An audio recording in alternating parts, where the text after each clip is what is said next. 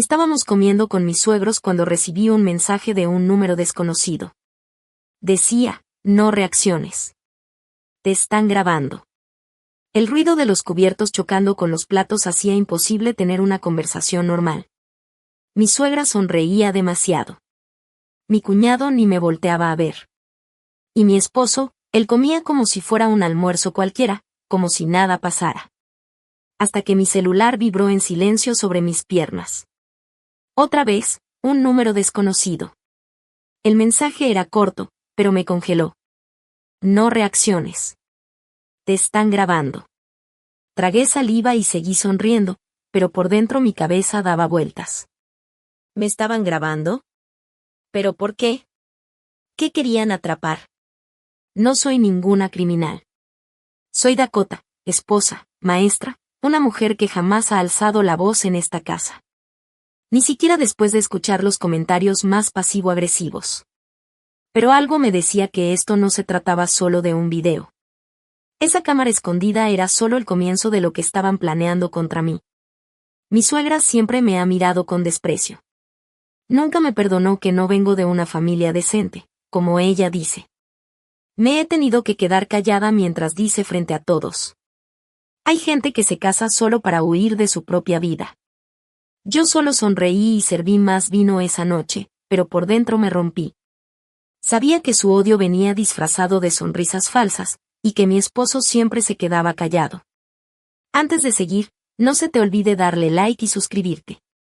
Es gratis y me ayudas mucho. Ese mensaje durante la comida fue una advertencia. Alguien en esa casa quería protegerme o probarme.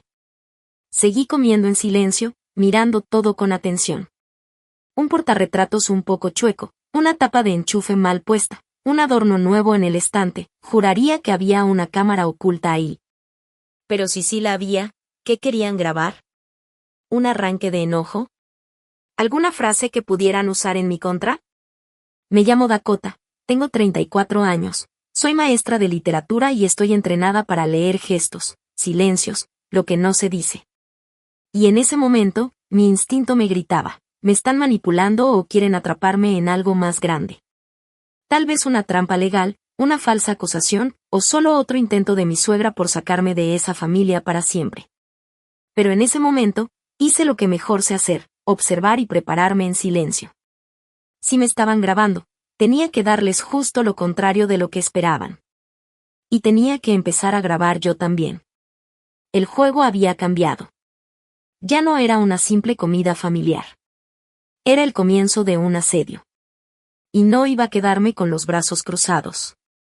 Pero antes que nada, necesitaba saber quién mandó ese mensaje, y por qué ahora, después de todo lo que ya me había tragado en silencio. Te voy a ser sincera, una parte de mí sintió alivio. Porque si alguien me advirtió, entonces tal vez no estaba tan sola como pensaba. Tal vez alguien en esa casa sí tenía conciencia, o miedo de hasta dónde podría llegar todo esto. ¿Qué ya habían grabado? ¿Y qué pensaban hacer con ese video? Empecé a repasar en mi mente todas las humillaciones que me había tragado. Y algo nuevo despertó dentro de mí, venganza. No me iban a hacer quedar como la loca, ni como la inestable, ni como la malagradecida. No esta vez. Si querían jugar, iba a aprender las reglas, pero a mi manera. Aunque nada me pudo haber preparado para lo que encontré al día siguiente, cuando entré a la oficina de mi esposo y vi, con mis propios ojos, donde estaban guardando todas esas grabaciones. Ahí fue cuando empecé a entender. Me habían estado grabando desde hacía semanas. Y la razón, era muchísimo peor de lo que yo imaginaba. Esa noche, esperé a que mi esposo se durmiera. Roncaba con la paz de alguien que o no tiene secretos, o ya los ha cargado tanto tiempo que ya ni le pesan. Me levanté en silencio y caminé de puntitas hacia su oficina. Abrí la puerta despacito, sin hacer ruido. La computadora seguía prendida.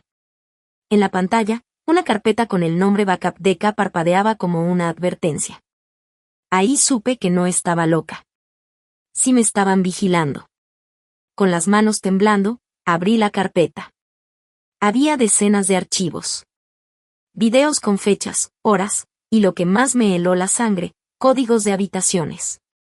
Cocina 0713. Movimiento. Baño 0625. Movimiento. Recámara 0705. Movimiento. Sentí el estómago revuelto. Tenían grabaciones mías en mis momentos más privados. En el baño. En la recámara. Durante peleas que yo pensé que eran solo entre él y yo, o peor, entre yo y mi hijo. Traté de mantener la calma y abrí uno de los videos. Ahí estaba yo, sentada en la sala, hablando con mi terapeuta por teléfono. Ya no sé cuánto tiempo más puedo quedarme en esta casa. Siento que me están vigilando. La ironía me dio risa y ganas de llorar al mismo tiempo. Lo tenían todo. Mis crisis, mis momentos débiles, mi dolor, como si fuera un expediente clínico. Como si fuera una amenaza. Con cada clic, la rabia me iba creciendo. No solo me grababan. Estaban juntando pruebas contra mí. Y lo peor, editaban los videos. Cortaban partes, movían el orden de mis palabras. Me di cuenta porque reconocí mi ropa. Una blusa que solo me puse después de esa llamada aparecía en un video anterior. Estaban inventando una historia. Pero, ¿para qué? ¿Qué querían demostrar? ¿Que yo estaba loca? ¿Inestable? Regresé al cuarto sin hacer ruido, pero algo en mí ya no era igual. Sí, me dolía. Sí, me sentía humillada. Pero también me sentía determinada. Esto ya no era un problema familiar. Esto era un delito. Un ataque directo a mi privacidad. Y yo no iba a seguir siendo la víctima callada. Tenía que protegerme. Adelantarme a ellos. Si ellos grababan, yo también iba a grabar. Pero no en secreto. De una forma que no dejara lugar a dudas. Al día siguiente, compré un disco duro externo y copié todo. Hice respaldos. Puse contraseñas. Creé un correo nuevo que nadie conocía y me envié los archivos ahí. Después fui a la escuela donde trabajo y pedí una licencia médica por estrés agudo. El director trató de ocultar su sorpresa, pero me la aprobó. Necesitaba tiempo. Silencio. Y un plan. Porque la venganza ya no era solo una idea, era un camino. Pasé los días siguientes en una biblioteca pública, lejos de sus ojos. Revisé cada video, uno por uno. Fechas. Horas. Conversaciones. Hasta que encontré lo peor. Un video de mi hijo en su cuarto, hablando con su abuela. Y ella diciéndole, palabra por palabra. Muy pronto, tu mami se va a ir, y la casa va a ser tuya. Se me heló la sangre. Estaban usando a mi hijo contra mí. Convirtiendo su infancia en un arma. Ahí fue donde el dolor se convirtió en acero. La humillación, en gasolina. Querían sacarme de esa casa. Tal vez hacerme ver como una mamá incapaz. Tal vez hasta acusarme de manipulación parental. Pero yo no iba a esperar sentada a que me destruyeran. Si querían acabar con mi imagen, yo iba a mostrar la verdad. Su verdad.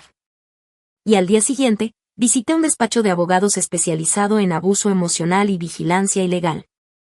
Porque esto, ya no era solo una traición. Era un caso real de violación a la privacidad. Y yo iba a denunciar a cada uno, sin avisar. Con la ayuda de una abogada, presenté los primeros documentos. Cuando ella vio los videos, solo dijo. Ellos mismos se cavaron su tumba. Empezamos el proceso legal en secreto. Pedí un peritaje de todo el material, solicité una orden de protección para evitar que usaran a mi hijo en mi contra, y autoricé una investigación completa sobre las cámaras ocultas en la casa. Lo más irónico de todo, esos videos, los que ellos grabaron para perjudicarme, ahora iban a servir para incriminarlos a ellos. Pero todavía faltaba algo, exposición. Tenía que quitarles la máscara a todos. Y para eso necesitaba el escenario perfecto. Un lugar donde todos estuvieran presentes, donde nadie pudiera escapar de la verdad. Así fue como decidí organizar una cena de cumpleaños para mí misma. Pero esta vez, el regalo sería para ellos, una caja con una pantalla, y todo lo que me habían robado. Pero antes de eso, pasó algo que casi lo arruina todo. Una nota dentro de la mochila de mi hijo cambió por completo el rumbo de mi plan. La encontré doblada entre sus cuadernos. Escrita a mano, con letra cursiva, sin firma. Solo decía: tienes que irte. Van a usar al niño. Se me paralizó el cuerpo. Eso no era una suposición. Era una advertencia directa. Alguien de adentro sabía más de lo que aparentaba. Y lo único que todavía me mantenía ahí era la necesidad de justicia. Me quedé minutos con la nota en la mano, temblando. Empecé a repasar cada conversación, cada comportamiento reciente. Recordé algo que me dijo mi suegra unos días antes. Danny ha estado tan callado, como si supiera algo que no debería. En ese momento lo tomé como otro comentario pasivo-agresivo. Pero ahora, todo tenía sentido. Estaban tratando de volver a mi hijo contra mí. Como si yo fuera un estorbo. Como si fuera descartable. Fui directo a su cuarto, con el corazón latiéndome en la garganta. Me senté junto a su cama y, con toda la ternura del mundo, le pregunté: «Amor, ¿alguien te ha dicho cosas raras sobre mamá?» Dudó. Miró hacia la puerta, como si tuviera miedo de que alguien lo escuchara. Y luego susurró: «La abuela dijo que tú me quieres llevar y que nunca vas a volver». Se me fue el aire. Esto era peor de lo que imaginaba. Le dije que nada de eso era cierto. Que jamás le haría daño. Que nadie tiene derecho a mentirle así. Pero vi el miedo en sus ojos, y también la duda. Les estaba funcionando. Poco a poco, me estaban borrando de su memoria. Estaban usando su inocencia como arma. Eso, nunca lo iba a perdonar. Lo que empezó como una venganza silenciosa ahora tenía un nuevo propósito. Proteger a mi hijo. Al día siguiente, tomé una decisión drástica. Llevé la nota con mi abogada y le pedí incluir una cláusula de emergencia. Solicitamos al juez suspender temporalmente el contacto de mi suegra con el niño, por señales claras de manipulación emocional. Ella estuvo de acuerdo. Si el juez lo aprueba, vas a tener más libertad para actuar, me dijo. Y eso fue lo que hice. Esperé en silencio mientras el juzgado revisaba la solicitud. Y en casa, la tensión se podía cortar con un cuchillo. Mi esposo empezó a actuar raro. Llegaba temprano a la casa, revisaba cajones cuando pensaba que no lo veía. Una noche, intentó meterse a mi computadora. Lo vi reflejado en la ventana. Sabía que algo se venía, pero no tenía idea de que ya estaba en marcha. Yo estaba jugando su juego, sí. Pero con mis reglas. Y ninguno se imaginaba nada. El viernes me llegó la orden del juez. Mi suegra no podría acercarse a mi hijo por tiempo indefinido. Sonreí en silencio. No por venganza. Por alivio. Por primera vez, estaba protegiendo lo que más amo. No importaba cuántas mentiras dijeran, cuánta manipulación hicieran o cuánto me traicionaran. Yo iba a pelear. Y esta vez, iba a ganar. Ese día, algo en mí renació. Y con eso, también nació una frialdad que no sabía que tenía. La noche siguiente, mi suegra llegó a mi puerta gritando como loca. «¿Qué hiciste, malagradecida?». Se desquitaba desde la banqueta. Mi hijo le escuchó y salió corriendo al patio trasero. Yo solo cerré la puerta. Sabía que esa desesperación era solo el comienzo. Pero lo que hizo después, me agarró completamente desprevenida. Y por un momento, casi me hizo dudar de mi propia cordura. A la mañana siguiente, encontré mi coche rayado por todos lados. Pintado con letras blancas. Loca, monstruo, mala madre. Mi hijo lo vio antes que yo. Se quedó congelado en la banqueta, leyendo esas palabras como si tratara de entenderlas. Me agaché junto a él y le dije: «Alguien muy triste hizo eso». Por dentro, yo hervía. Sabía perfectamente quién había sido. Otro golpe barato para intentar quebrarme. Llamé a la policía e hice el reporte. Tomaron fotos, hicieron preguntas, pero fueron claros. Sin cámaras en la calle, sería difícil probarlo. Me quedé callada. Sabía que ella contaba con eso, con la impunidad. Lo que no sabía mi suegra, era que yo había instalado una microcámara apuntando directo a la entrada del garaje. Y esa noche, ella misma, con un abrigo negro, dejó su firma en mi portón. Mi abogada vio el video y solo dijo una frase. Ahora sí, ya tenemos todo. Adjuntamos el video al caso, y solicitamos una orden de restricción para que no pudiera acercarse ni a mí ni a la casa. Fue mi primer verdadero triunfo legal. Pero emocionalmente, yo ya estaba agotada. Mi hijo lloraba en las noches, preguntando si su abuela lo odiaba. Le dije que no. Le mentí. Para proteger ese corazoncito que aún no entendía lo que es la traición. El domingo, durante la comida, mi esposo azotó los cubiertos en la mesa y dijo: «Estás destruyendo a mi familia». Yo ni lo volteé a ver. Seguí comiendo. Por dentro, sentí un nudo. Me estaba dejando claro de qué lado estaba. Y no era del mío. Aunque, para ser honesta, yo ya lo sabía. Su silencio ante todo el abuso siempre fue demasiado ruidoso. Y ahora le molestaba que, por primera vez, ya no me estaba dejando. Esa misma tarde, intentó detenerme cuando salí de la casa. Me acusó de estar poniéndole al niño en contra de su abuela. Dijo que eso se podía considerar alienación parental. Casi me río. Él, que permitió que me grabaran a escondidas. Ahora estaba preocupado por el bienestar emocional de nuestro hijo. Le mostré la orden del juez, las medidas cautelares. La rompió en pedazos. Pero yo tenía copias y testigos. Lo último llegó esa noche. Encontré a mi hijo llorando en el baño. Me dijo entre sollozos: «Mi papá me dijo que si tú no te compones, te pueden llevar». Me senté en el piso y lo abracé por horas. Ya era demasiado. Ahora estaban usando el miedo al abandono como arma. Ya no podía esperar más. La verdad tenía que salir. No solo en los tribunales, sino frente a todos.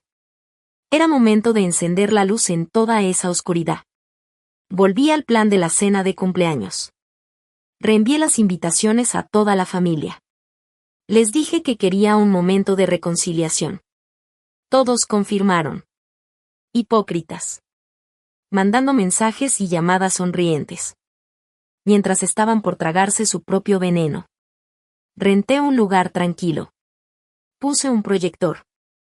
Y preparé los videos. Cada uno de los videos. Sin cortes, sin edición, sin manipulación. Todo tal cual pasó. Durante la semana de la cena, mi esposo empezó a comportarse raro. Pegado al celular todo el día, susurrando en llamadas. Hasta que una noche, revisando su saco antes de meterlo a lavar, encontré un papel en el bolsillo. Era una cotización de un abogado especializado en batallas por la custodia completa. Iba a tratar de quitarme a mi hijo. Pero antes de que pudiera moverse, algo inesperado pasó.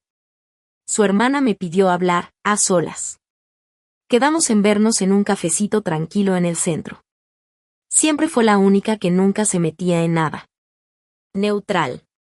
Casi ausente. Pero ese día, su cara era distinta. Seria. Cansada. Se sentó frente a mí, respiró profundo y me dijo: «Dakota, ya no puedo callarme esto». No dije nada. Solo la vi. Temblaba. En los ojos se le notaba la culpa. «Y esto lo están planeando desde el año pasado», continuó. «Las cámaras, los videos, todo». Sentí un frío en el cuerpo. Metió la mano en su bolso y sacó una hoja doblada. Un correo impreso. Reconocí al remitente al instante, mi suegra. El asunto decía: «Plan por si Dakota pierde el control». Y traía instrucciones claras. Como instalar cámaras escondidas. Fechas sugeridas. Frases provocadoras que debían usar conmigo, como: «No estás bien. Otra vez se te están olvidando las cosas. ¿Necesitas ayuda?». Me dijo que ella nunca estuvo de acuerdo con eso, pero tenía miedo. Miedo de que la sacaran de la familia. de perder el apoyo económico que le daba su mamá. Pero ahora, al ver hasta dónde estaban dispuestos a llegar, involucrando a un niño, manipulando a la corte, decidió salirse de todo eso. Y más que eso, me entregó todo. Haz lo que tengas que hacer, me dijo, empujando una USB hacia mí sobre la mesa. Solo, no me metas a mí. Tomé la memoria con las manos temblorosas. La rabia que sentí en ese momento fue distinta. Más fría. Más pesada. Ya no era solo dolor. Era un punto de quiebre. Ya tenía la prueba directa del plan. Detallado. Premeditado. Legalmente válido. Mi venganza silenciosa acaba de transformarse en algo más grande. Ya no solo iba a exponer lo que hicieron. Ahora también podía exponer la intención. Llevé todo con mi abogada. Leyó el correo en silencio, largo rato. Luego me miró y dijo: tienes un caso por difamación, vigilancia ilegal, abuso emocional y fraude judicial en grado de tentativa. Era mucho más de lo que esperábamos. Redactó una nueva moción basada en las pruebas. El juez la aprobó en menos de 72 horas. A partir de ese momento, legalmente, ni mi esposo ni mi suegra podían acercarse a mí ni a mi hijo. Y aún así, seguí adelante con la cena. Mantuve la invitación. Seguí sonriendo. Fingí que todo estaba bien. Ellos pensaban que me iban a acorralar con una última jugada. Pero yo era quien estaba dirigiendo el guión. Contraté a un técnico para manejar el proyector. Tenía los videos listos. Acomodé las sillas. Puse flores en las mesas. Musiquita suave de fondo. Ambiente de paz. Pura ilusión. La mañana del evento, recibí un mensaje anónimo. Hoy no confíes en nadie, ni en los que te sonríen. Por un momento dudé. ¿Estaban planeando otra cosa? ¿Una sorpresa de último minuto? Pero ya estaba lista. Nada de lo que dijeran o hicieran iba a detener lo que venía. Querían drama familiar. Querían jugar sucio. Entonces iban a probar el sabor amargo de su propia crueldad. Todos llegaron con sus sonrisas ensayadas. Me abrazaron. Me dijeron que era fuerte. Preguntaron cómo estaba. Hasta mi suegra trajo flores. Pero cuando se apagaron las luces y el proyector se encendió, el silencio cayó como una losa sobre el lugar. Y lo que apareció en pantalla hizo gritar a mi suegra. Pero lo peor, todavía estaba por venir. Porque alguien estaba a punto de levantarse a defenderla. Y esa iba a ser la última vez. La sala se oscureció. Y el video empezó con la imagen más suave posible. Yo leyéndole un cuento a mi hijo. Después, la pantalla parpadeó. Y se escuchó un audio. Era la voz de mi suegra. Ella solita se va a destruir. Solo hay que empujarla tantito. Algunos se rieron, sin entender bien. Otros empezaron a mirarse incómodos. Y entonces vino el golpe. Un montaje de 2 videos al mismo tiempo. Las versiones editadas VS los originales. Ahí estaba todo. Clarito. Cómo manipularon las imágenes. Un video mostraba que yo supuestamente había explotado una noche. Pero al lado, el original mostraba la verdad. Yo llorando en silencio, leyendo una carta de despedida de mi papá fallecido. Las distorsiones eran grotescas. Las caras en la sala empezaron a cambiar. Silencio total. Hasta que se rompió con un golpe seco. La mano de mi suegra contra la mesa. «Tú armaste todo esto», gritó. Y en ese momento, su esposo se levantó por primera vez. Levantó la voz y dijo: «Tú lo armaste, Agnès». No ella. Todos voltearon hacia él. Yo compré la primera cámara. Pero nunca supe que ibas a manipular al niño. Te pasaste. Mi suegra se quedó sin aire. Miró a todos lados como buscando una salida. Un aliado, una excusa, algo. Pero nadie se movió. Todos le estaban viendo. Mi esposo intentó apagar el proyector. Se levantó y corrió hacia la cabina. Pero el técnico que yo contraté ya estaba listo. Falta una parte, dijo, mirándome. Yo asentí con la cabeza. Y entonces apareció el siguiente clip. Mi esposo hablando con su abogado. La voy a presionar hasta que pierda la custodia. Luego nos quedamos con la casa y el niño. Una mujer de su familia empezó a llorar. Un tío se levantó y se salió. Gracias a Dios, mi hijo no estaba ahí. Ese fin de semana se quedó con un amiguito. Todo planeado. No quería que viera esto. Todavía no. Pero tenía que hacerlo. Era mi venganza. Real. Fría. Dolorosa. El momento en que cada uno tendría que verse en el espejo. No quería aplausos. Quería justicia. Y en esa sala. Por fin la sentí. Al final, nadie pudo mirarme a los ojos. Algunos pidieron perdón. Otros se fueron en silencio. Mi suegra se quedó congelada. Su esposo se alejó de ella. Mi esposo me veía como si no pudiera creer que había perdido. Arruinaste todo, murmuró. Y yo le respondí. Yo solo les quité las máscaras. Lo demás, lo hicieron ustedes solos. Me levanté, caminé hacia la puerta. Y los dejé hundirse. Ya en el coche, respiré profundo. El corazón aún me latía rápido. Pero no de miedo, sino de alivio. Mi celular vibró. Una nueva notificación del juzgado. La jueza había aprobado. Custodia temporal completa para mí. Con orden de no contacto absoluto hasta la próxima audiencia. Las palabras en la pantalla se sintieron como un abrazo. Había ganado. Pero todavía faltaba algo. Algo que nadie en esa sala esperaba. Ni siquiera yo. Llegué a casa, me quité los zapatos y me dejé caer en el sillón. Pero al prender la luz, vi un sobre blanco sobre la mesa. Sin nombre. Sin remitente. Adentro. Una sola foto. Yo dormida. Y detrás, escrito a mano.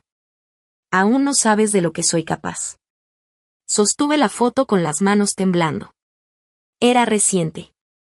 Mi cabello, las sábanas, el libro caído al lado. Todo coincidía con la noche anterior. Alguien había estado dentro de mi casa. Mientras dormía. Después de todo lo que había expuesto. Después de todas las órdenes judiciales. Alguien todavía logró entrar por mi puerta. El miedo entró lento. Como veneno. No estaba segura. Nunca lo estuve. Miré a mi alrededor. Las ventanas cerradas. La puerta principal con seguro. Pero, ¿la de atrás? ¿Las llaves extra que tenía mi suegra? O peor, mi esposo. Corrí a revisar cada cerradura. Cada rincón. Era como revivir el trauma de las cámaras escondidas. Pero ahora. La amenaza era física. Estaba durmiendo bajo el mismo techo donde todavía andaban sueltos monstruos. Llamé a mi abogada de inmediato. Fue directa. No entres en pánico. Mete la foto en una bolsita de plástico y llévala a la policía mañana temprano. Eso hice. Al día siguiente, levanté un reporte por allanamiento y acoso. La policía vino a mi casa, hicieron preguntas, revisaron el sobre. Pero en el fondo, yo sabía que si esa persona ya había llegado tan lejos, iba a ser muy difícil encontrarla. Las noches siguientes dormí con las luces encendidas. Y un cuchillo de cocina escondido bajo la almohada. Cualquier ruido me hacía sentarme de golpe. Estaba al borde de un colapso. Y eso era justo lo que querían. Querían verme inestable, débil. Para que me rindiera. Para que dejara mi libertad. Pero si algo aprendí en esta guerra, es que la desesperación no es debilidad. Es gasolina. Mi abogada metió otra solicitud. Una orden de restricción total. Casa, calle, zona alrededor. Y esta vez, la jueza no se contuvo. Autorizó una orden de seguridad con monitoreo electrónico. Si alguien se acercaba, yo recibiría una alerta. Pero ni eso me dio paz. Porque la violencia no siempre es física. También es mental. Emocional. Y ellos sabían jugar ese juego. Como el caso seguía activo, mi esposo empezó a hacerse la víctima. Le dijo a su familia que yo lo había corrido injustamente.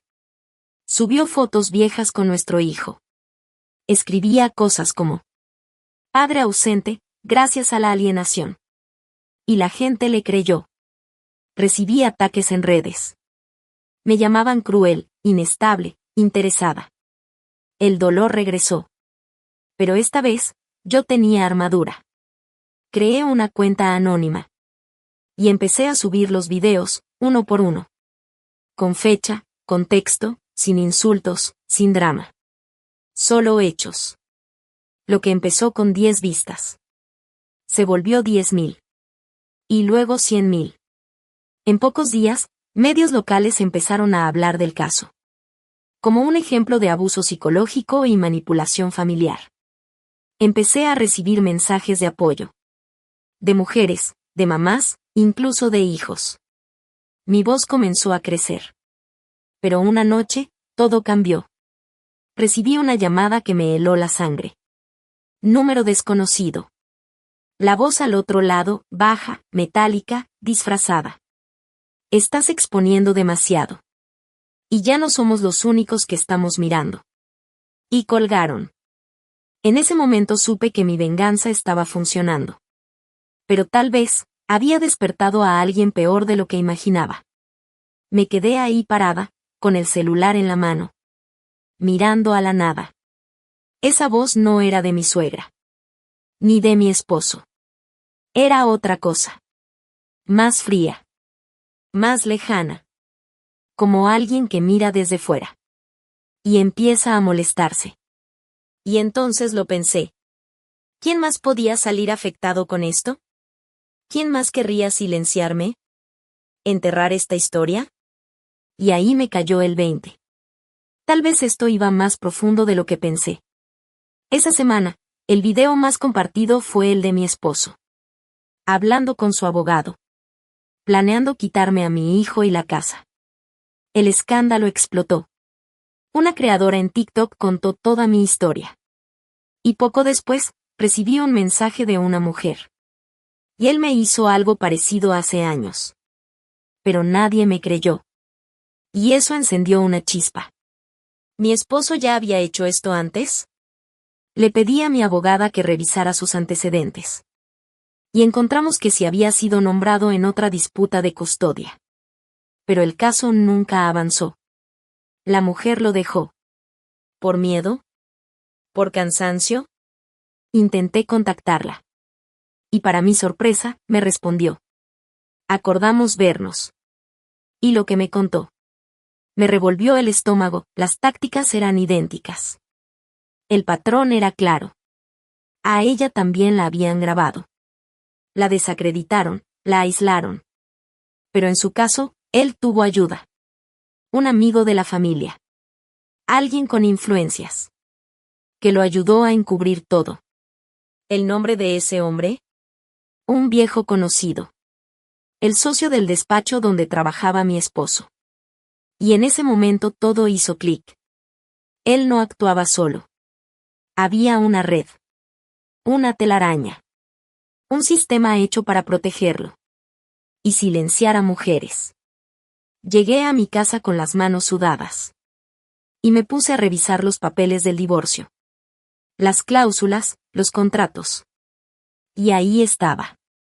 El nombre del socio aparecía en varios documentos. No era un simple espectador. Era parte del engranaje. Peor aún. Controlaba la mayoría de los bienes de mi esposo. Si yo quería cortar la cabeza de la serpiente, tenía que ir más allá de la familia. Tenía que pegar donde más duele, el dinero y la reputación. Pasé los siguientes días recolectando pruebas. La otra víctima me dio permiso. Para adjuntar su testimonio a mi caso. Documentos, capturas, grabaciones viejas. Con todo listo, le pedí a mi abogada que contactara al colegio de abogados. Si todo salía bien, ese socio perdería su licencia. Y mi esposo, su trabajo. Esa sería su primera caída. Pero todavía faltaba la parte final del plan. La pública. El evento de caridad de la empresa. Estaba programado para el sábado. Ahí iba a estar mi exesposo. Y también el socio. Los dos darían un discurso sobre valores familiares. Respiré hondo y decidí. Este será mi campo de batalla. Pero no con gritos. Con documentos. Con imágenes. Con la verdad. Ellos iban a dar su discurso. Y yo iba a mostrar quiénes eran en realidad. En una pantalla gigante. Frente a todos. Un día antes del evento, recibí un sobre. Nada de amenazas, nada escrito. Solo una copia firmada del contrato de venta. De la casa donde yo vivía. A nombre de otra mujer. Fechado 2 días antes. Me quedé ahí, viendo el contrato. La casa ya no era mía. Ahora estaba a nombre de alguien llamada Megan Lang. Nunca había oído ese nombre. Pero lo que más dolió fue ver su firma. El hombre que compartió mi cama por años. Había vendido nuestro hogar a escondidas. Antes siquiera de que saliera la sentencia final. Para él, yo era solo un obstáculo. Una piedra que había que quitar del camino. Para poder empezar de nuevo. El sábado me levanté temprano. Me vestí tranquila. Ropa sencilla, el pelo amarrado. Llevaba un sobre conmigo. Adentro. Copias de todo. Grabaciones, contratos, capturas del ex. Correos del socio. Esa era mi última jugada. El salón estaba lleno. Abogados, empresarios. Familias con niños. Mi ex subió al escenario junto al socio. Hablaron de valores, de unión. Aplaudiendo su propia hipocresía. Esperé hasta que terminaran su discurso. Me levanté. Fui hacia el técnico de sonido. Le entregué la USB y le dije. Pon esto, cuando te dé la señal. Subí al escenario. Tranquila. Casi con una calma que asustaba. Tomé el micrófono. Respiré. Y dije. Perdón por la interrupción. Pero creo que todos aquí merecen ver el legado real de estos hombres. El silencio fue absoluto. Y entonces, empezó el video. Videos, documentos, pruebas. Todo en alta definición. Proyectado frente a todos. Mi ex intentó correr hacia la cabina de sonido. Pero los de seguridad lo detuvieron.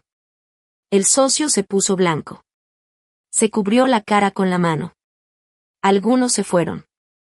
Otros sacaron sus celulares y empezaron a grabar. Nadie dijo una palabra. Durante varios minutos. Solo se escuchaba la verdad retumbando en las paredes. Esa fue mi venganza. Sin gritar. Con hechos. Con valor. Con justicia. Bajé del escenario sin mirar atrás. Y en el estacionamiento. Ahí estaba mi abogada, esperándome. ¡Felicidades! Hiciste lo que nadie más se atrevió a hacer. Al día siguiente, los 2 hombres fueron suspendidos del despacho. Se abrió una investigación oficial. La empresa perdió patrocinadores. La casa no pudo ser legalmente transferida a esa tal Megan. Porque ahora había una denuncia por fraude relacionada con la venta. Y además, me confirmaron la custodia completa de mi hijo. Me empezaron a llegar invitaciones para contar mi historia en programas de televisión. Rechacé todas. Mi paz no estaba en ser famosa. Estaba en el silencio. En ver a mi hijo dormir tranquilo. En poder abrir una ventana sin miedo. En dejar de fingir que todo estaba bien. A veces, la venganza no se trata de destruir a alguien. Se trata de reconstruirte tú. Desde ruinas limpias. Y nunca volver al lugar donde te mataron por dentro. Meses después, Me enteré que mi ex se había ido de la ciudad, solo. La nueva mujer lo dejó cuando supo de las acusaciones. Su mamá fue demandada por acoso y el juez le ordenó alejarse de nosotros. Y el socio perdió su licencia y su reputación.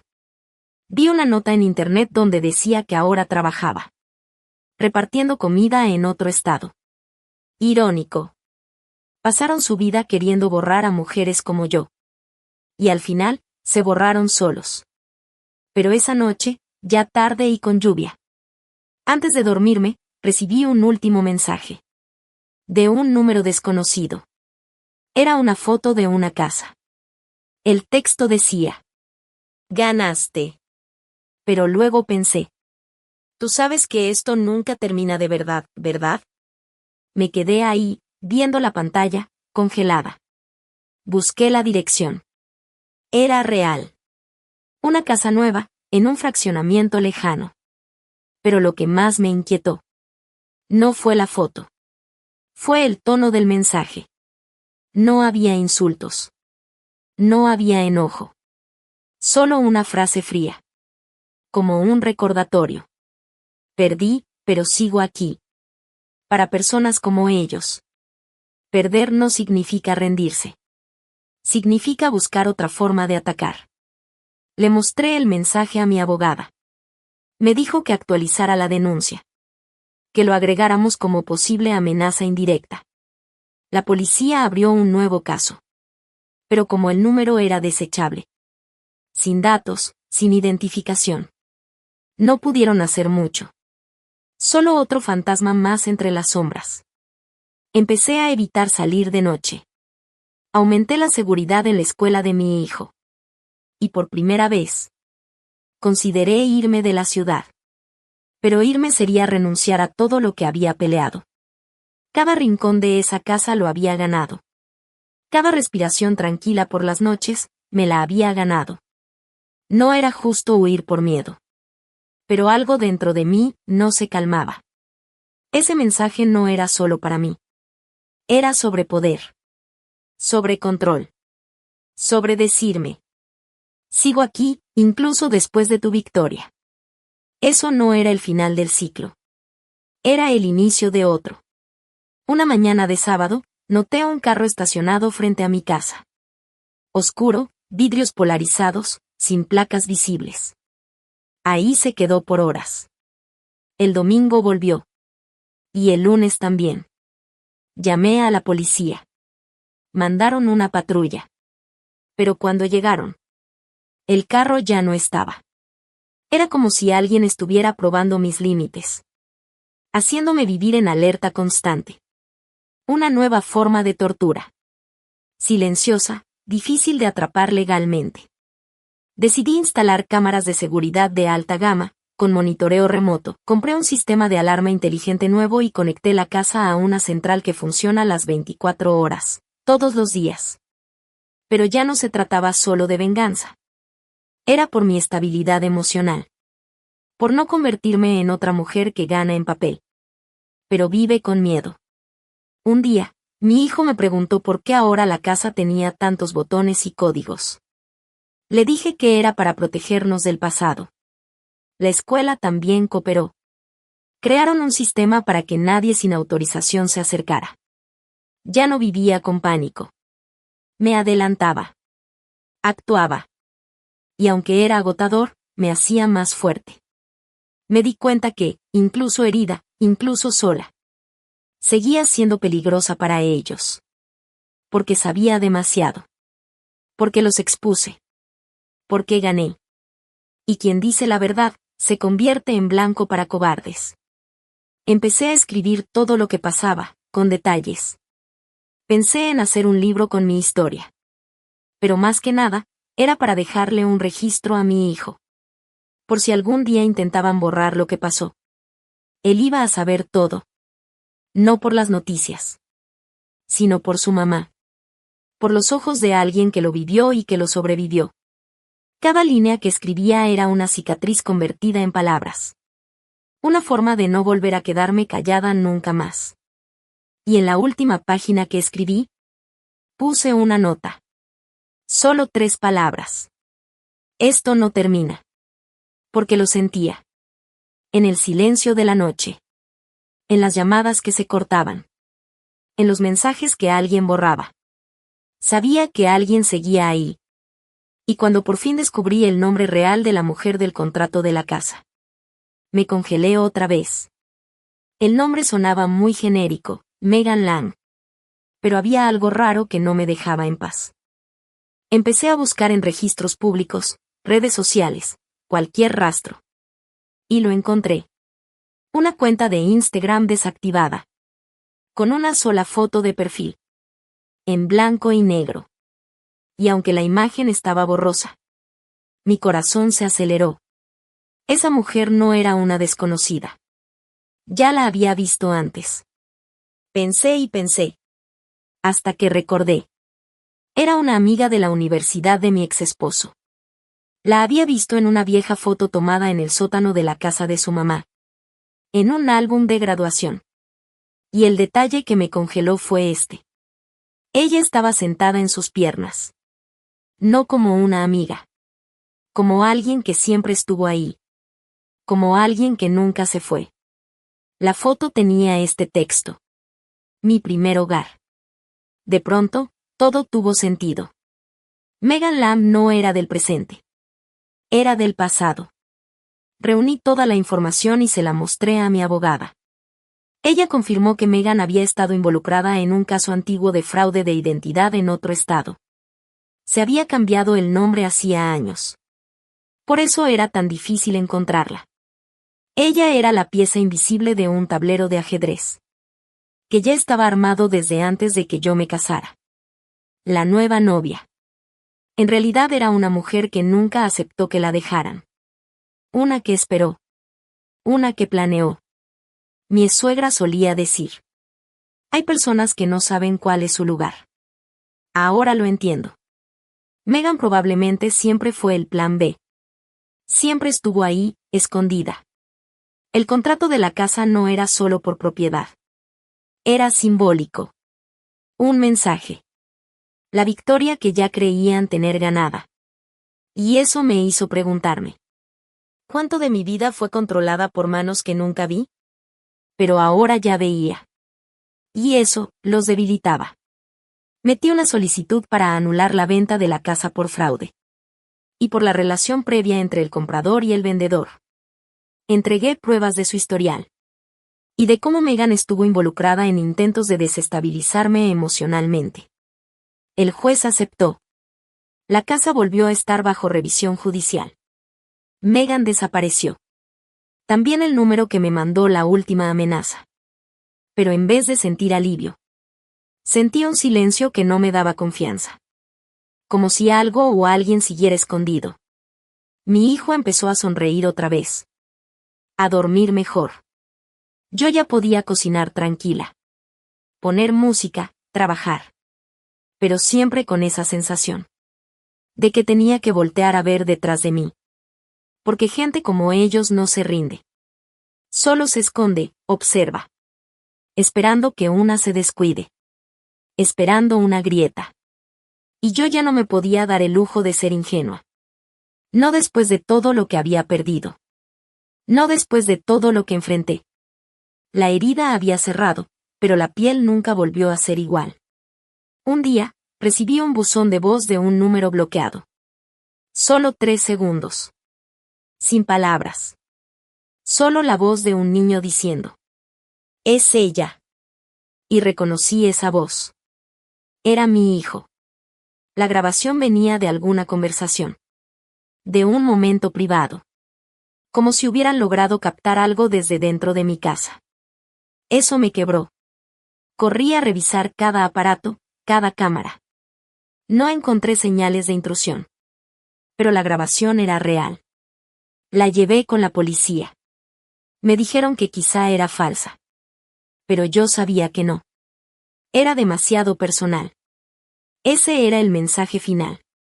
Todavía tenían acceso a algo, o a alguien. Esa noche, antes de dormir, me vi en el espejo. Y noté una lucecita azul que brillaba desde la lámpara. Me acerqué sin respirar. La luz salía de un puntito azul. casi invisible. Era una microcámara. Escondida dentro del armazón metálico. Apuntando directo a mi cama. Se me doblaron las rodillas. ¿Cómo? Después de todo. Las órdenes del juez, la seguridad, los reportes. Alguien volvió a meterse en mi espacio. Otra vez. Llamé a la policía de inmediato. Se llevaron el aparato y, con el modelo, rastrearon el origen de la señal. La dirección me sonaba. Un departamento rentado a nombre de Megan Lang. Pagado por una empresa ligada al ex socio de mi ex esposo. Todo estaba ahí. Torcido. Sucio. Y ahora, por fin, expuesto. Pero esta vez no quería distancia. Quería cárcel. Con todas las pruebas reunidas. Mi abogada presentó cargos formales. Acoso. Violación de una orden judicial. Invasión de privacidad. Poner en riesgo a un menor. El juez no dudó. Expidieron una orden de cateo. La policía tocó la puerta de Megan a plena luz del día. Adentro del departamento encontraron más equipos. Notas. Y hasta fotos impresas de mi hijo y de mí. Era obsesivo. Era enfermo. Megan fue arrestada. También él es socio. Y mi exesposo fue acusado como cómplice por encubrir todo. Después de las primeras denuncias. La historia explotó en los medios. Lo que empezó como una mujer grabada en secreto. Se convirtió en un escándalo nacional de acoso y manipulación legal. Por primera vez. Vi los tres rostros en las noticias. No como ganadores, sino como criminales. ¿Y yo? Yo volví a vivir. Me mudé a otra casa. En un pueblo más pequeño. Con nuevo trabajo. Elegí una calle cerrada, con vecinos mayores y flores en todas las ventanas. Mi hijo ahora se ríe más. Va creciendo tranquilo. Sabe lo básico de lo que pasamos. Nunca volví a recibir una amenaza. Nunca más vi un carro estacionado afuera. Nunca más dormí con un cuchillo bajo la almohada. Hoy, cuando me miro al espejo, ya no veo a la mujer agotada que le tenía miedo a su propio hogar. Veo a una sobreviviente. A una madre. A una fuerza. Y si alguien algún día intenta borrarme otra vez, espero que sepan esto. Ya fui a la guerra con mi propia familia. Y regresé con sus cabezas en una bandeja.